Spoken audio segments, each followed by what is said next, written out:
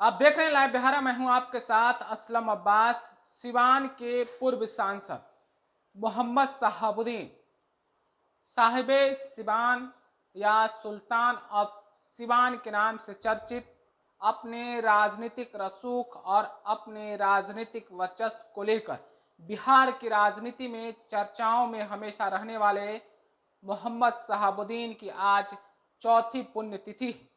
और चौथी पुण्यतिथि के मौके पर सिवान में भव्य कार्यक्रम आयोजित किया गया है। सिवान के टाउन हॉल में राजद की तरफ से यह कार्यक्रम आयोजित किया गया है, जिसमें सिवान सदर के विधायक अवध बिहारी चौधरी सहित राजद के कई विधायक, सांसद और पूर्व विधायक और पूर्व विधान पार्षद जो है इस कार्यक्रम में शामिल हुए हैं। साथ ही साथ पार्टी की तरफ से सोशल मीडिया पर इनको खराज अकीदत पेश किया गया है और शहाबुद्दीन को बिहार के साथ साथ राजद के कुर्बानियों के लिए, राजद के प्रति बलिदान के लिए याद किया जा रहा है। और इस मौके पर सिवान टाउन हॉल में शहाबुद्दीन के बेटे ओसामा साहब और हीना साहब भी शामिल हुए हैं और कार्यकर्ताओं की हुजूम और भीड़ बताई जा रही है।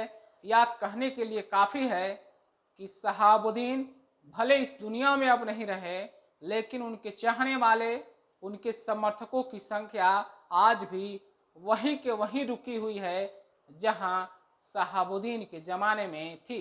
या कहें कि जब शहाबुद्दीन इस दुनिया में जिंदा थे तो उनका जो वर्चस्व, राजनीतिक रसूख या फिर राजनीतिक ताकत की जो चर्चाएं बिहार की राजनीति में होती है वो आज भी शायद कायम है।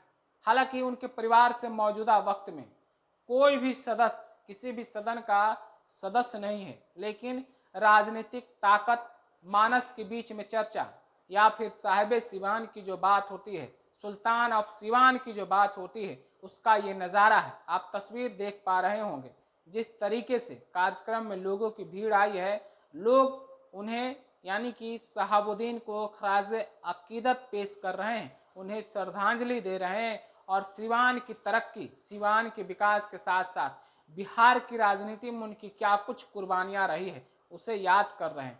भावुक पल को याद करते हुए कार्यकर्ता से लेकर नेता तक को याद आ रहा है कि वो दौर क्या था जब शहाबुद्दीन जिंदा थे, सिवान क्या था, बिहार क्या था और फिर राजद की राजनीतिक ताकत कैसी थी। तमाम तरह की चर्चाएं हो रही हैं। इन चर्चाओं के बीच में लोग शहाबुद्दीन को नम आंखों से श्रद्धांजलि दे रहे हैं और साथ ही साथ 2025 में जो चुनावी साल है, चुनावी साल को लेकर सिवान में एक ताकत दिखाने की भी कोशिश है राजद की तरफ से और राजद परिवार की तरफ से कि फिर वो दौर जिस तरीके से सिवान में राजद का वर्चस्व हुआ करता था।